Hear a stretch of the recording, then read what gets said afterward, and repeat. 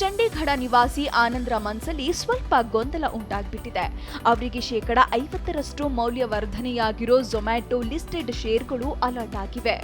ಆದ್ರೆ ಆನಂದ್ ಈ ಶೇರ್ಗಳನ್ನ ಮಾರಬಾರ್ದು ಅಂತ ನಿರ್ಧಾರ ಮಾಡಿ ಹೂಡಿಕೆದಾರನಾಗಿ ಮುಂದುವರಿಯಕ್ಕೆ ಇಷ್ಟಪಟ್ರು. ಝೊಮ್ಯಾಟೊ ಇಶ್ಯೂ ಪ್ರೈಸ್ 76 ರೂಪಾಯಿ ಆಗಿತ್ತು.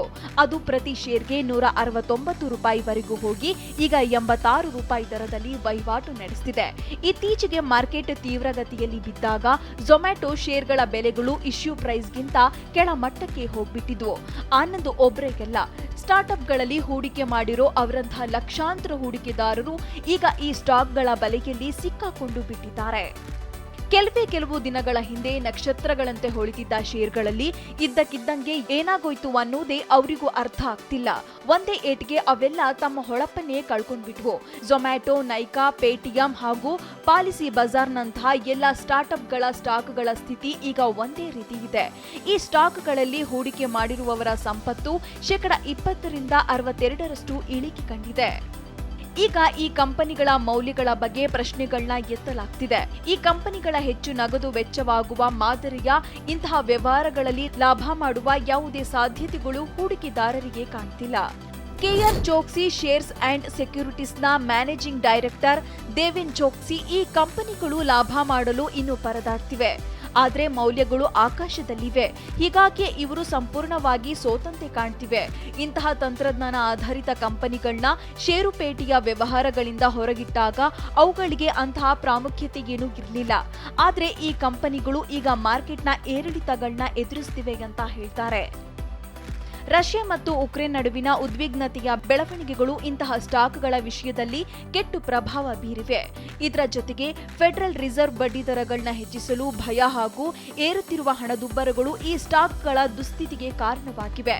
ಇಂತಹ ಸ್ಟಾಕ್ಗಳು ಲಾಭ ಗಳಿಸುವ ಎಲ್ಲ ದಾರಿಗಳು ಮುಚ್ಚಿ ಹೋಗಿವೆ ಎಂದೆನಿಸ್ತಿದೆ. ಪಾಪದ ಹೂಡಿಕೆದಾರರಿಗೆ ಲಾಭ ಗಳಿಸುವ ಹಂಬರದಲ್ಲಿ ತಾವೆಂತ ಬಲೆಯೊಳಗೆ ಸಿಕ್ಕಾಕೊಂಡಿದ್ದೀವಿ ಅನ್ನೋ ಕಲ್ಪನೆನೂ ಇರಲಿಲ್ಲ. ಹಾಗಾದ್ರೆ ಈಗ ನಾವು ಇಂತಹ ಸ್ಟಾಕ್ಗಳ ಲೆಕ್ಕದ ಪುಸ್ತಕಗಳನ್ನ ಚೆಕ್ ಮಾಡೋಣ. ಪೇಟಿಎಂನ ಗಳಿಕೆ 89% ಹೆಚ್ಚಿತ್ತು. ವರ್ಷದಿಂದ ವರ್ಷಕ್ಕೆ ಡಿಸೆಂಬರ್ 2021ರಲ್ಲಿ 1456 ಕೋಟಿ ರೂಪಾಯಿಗಳಿಗೆ ಹೆಚ್ಚಿತು. ಆದರೆ ಇದರ ನಷ್ಟ ಸಹ 45% ಹೆಚ್ಚಾಯಿತು. ಅಂದ್ರೆ 778.5 ಕೋಟಿ ರೂಪಾಯಿಗಳ ನಷ್ಟ ಉಂಟಾಯಿತು.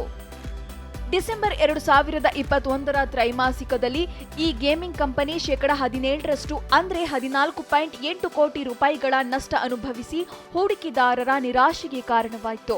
ಕಾರ್ಟ್ರೇಡ್ ಕಂಪನಿ ಡಿಸೆಂಬರ್ 2021ರಲ್ಲಿ 23.4 ಕೋಟಿ ರೂಪಾಯಿಗಳನ್ನ ನಷ್ಟ ಅನುಭವಿಸಿತು. ಒಂದು ವರ್ಷದ ಹಿಂದೆ ಇದೇ ಕಂಪನಿ 18.2 ಕೋಟಿ ರೂಪಾಯಿಗಳ ಲಾಭ ಗಳಿಸಿತ್ತು. ವ್ಯವಹಾರ 14.7% ಅಂದ್ರೆ 88.8 ಕೋಟಿ ರೂಪಾಯಿಗಳಷ್ಟು ಹೆಚ್ಚಾಗಿತ್ತು. 2021-22ರ ಮೂರನೇ ತ್ರೈಮಾಸಿಕದಲ್ಲಿ ಝೊಮ್ಯಾಟೊ ತನ್ನ ನಷ್ಟವನ್ನ 81% ಕಡಿಮೆ ಮಾಡಿಕೊಂಡಿತು. ಝೊಮ್ಯಾಟೊದ ನಷ್ಟವು 2021-22ನೇ ಆರ್ಥಿಕ ವರ್ಷದ ಮೂರನೇ ತ್ರೈಮಾಸಿಕದಲ್ಲಿ 67.2 ಕೋಟಿ ರೂಪಾಯಿಗಳಾಗಿತ್ತು.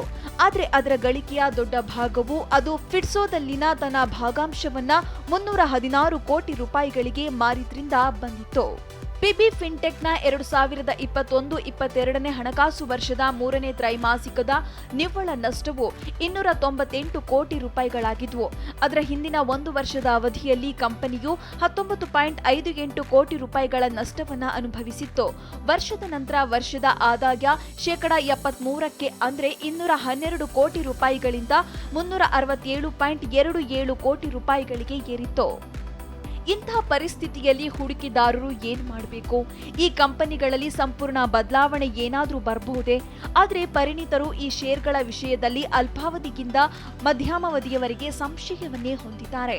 ಜಿಯೋಜಿತ್ ಫೈನಾನ್ಷಿಯಲ್ ಸರ್ವಿಸ್ನ ಸಂಶೋಧನಾ ವಿಭಾಗದ ಮುಖ್ಯಸ್ಥ ವಿನೋದ್ ನಾಯರ್ ಏನ್ ಹೇಳ್ತಾರೆ ಎಂದ್ರೆ, ಮಿತಿ ಮೀರಿದ ಮೌಲ್ಯ ಮತ್ತು ಹೆಚ್ಚಿನ ಪ್ರಮಾಣದ ನಷ್ಟಗಳನ್ನ ಹೊಂದಿರುವ ಈ ಕಂಪನಿಗಳ ಸ್ಟಾಕ್ಗಳ ಮೇಲೆ ಮುಂಬರುವ ಕಾಲದಲ್ಲಿ ಹೆಚ್ಚಿನ ಒತ್ತಡವನ್ನ ಹೇರುತ್ತವೆ. ಹೂಡಿಕೆದಾರರು ಇಂತಹ ಸ್ಟಾಕ್ಗಳ ಮೇಲೆ ಹೂಡಿಕೆ ಮಾಡುವುದರಿಂದ ದೂರವಿರಬೇಕು. ಮನಿ9 ಸಲಹೆ: ಕೇವಲ ಹೆಸರನ್ನು ನೋಡಿ ಯಾವುದೇ ಸ್ಟಾರ್ಟ್ಅಪ್ ಕಂಪನಿ ಮೇಲೆ ಹೂಡಿಕೆ ಮಾಡಬಾರದು ಅಂತ ಮನಿ9 ಸಲಹೆ ನೀಡುತ್ತೆ. ಸ್ಟಾಕ್ ಮಾರ್ಕೆಟ್ನಲ್ಲಿ ಹೂಡಿಕೆ ಮಾಡಲು ಎಂದೂ ಸಹ ಸಾಲ ಮಾಡಬೇಡಿ. ಲಿಸ್ಟಿಂಗ್ ಸಮಯದಲ್ಲಿ ಅತಿ ಹೆಚ್ಚು ಲಾಭ ಗಳಿಸುವ ಆಸೆ ನಿಮ್ಮ ಪೋರ್ಟ್ಫೋಲಿಯೋವನ್ನೇ ಹಾಳು ಮಾಡಬಹುದು.